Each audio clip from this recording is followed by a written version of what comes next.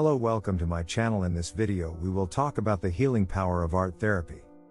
Art therapy is a form of psychotherapy in which an individual engages in creative self-expression to reduce pain, gain insight, and tap into his or her thoughts, feelings, and emotions, not concerned with the extent of art or how well the individual can draw, paint, or work with clay.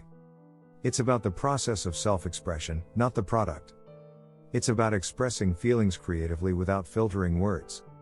When working with images, the client is accessing the right brain, which is the part of the brain where emotions lie, not the analytic left brain.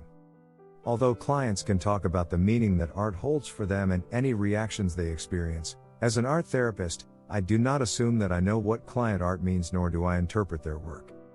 I'm curious about their art and might ask a question like, "Tell me about this drawing?" Or "What would this picture feel like?" I leave the translation to the client. Art therapy is used in hospitals, clinics, rehabilitation centers, schools, private clinics, and in senior centers. It is used with children, teens, adults, the elderly, and with families and couples. It is used to promote and enhance physical, emotional, and mental health using creative expression.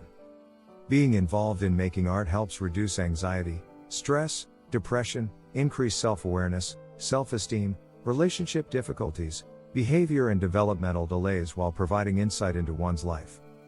I explained that art therapy is not an art lesson, even though the process may inspire a person to pick up pastels and paint on their own.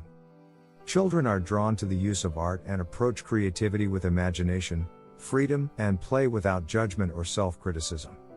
They enjoy experimenting with new art materials and soon discover creative tools for dealing with difficult emotions such as anger. Art therapy is useful in helping children with ADHD, autism, learning disabilities, fear, and the challenges of living with a chronic illness.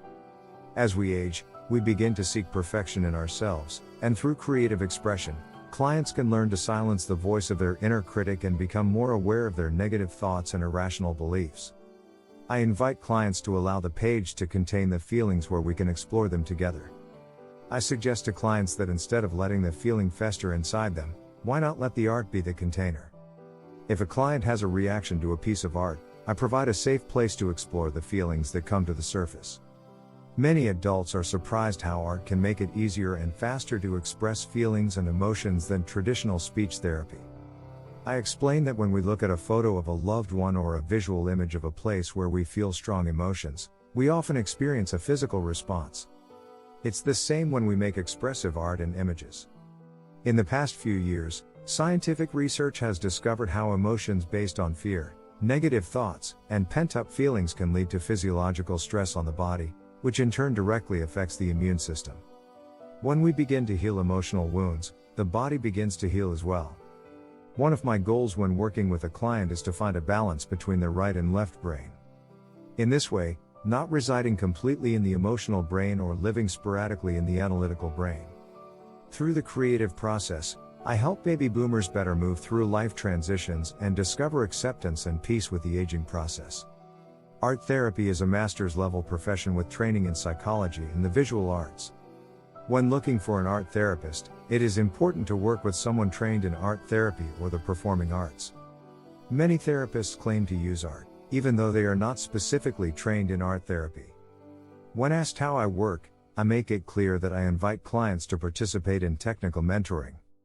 For example, I might ask, "What would that outrage look like if you wrote it down on paper? What color, shape, or size could it be?"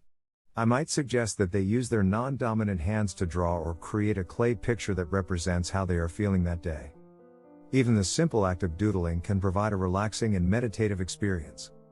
For people with anxiety, I recommend several times to keep a diary with them. This way, when they start to feel anxious, they can draw. If a client feels uncomfortable drawing, I offer alternative art forms, such as collage using magazine clippings.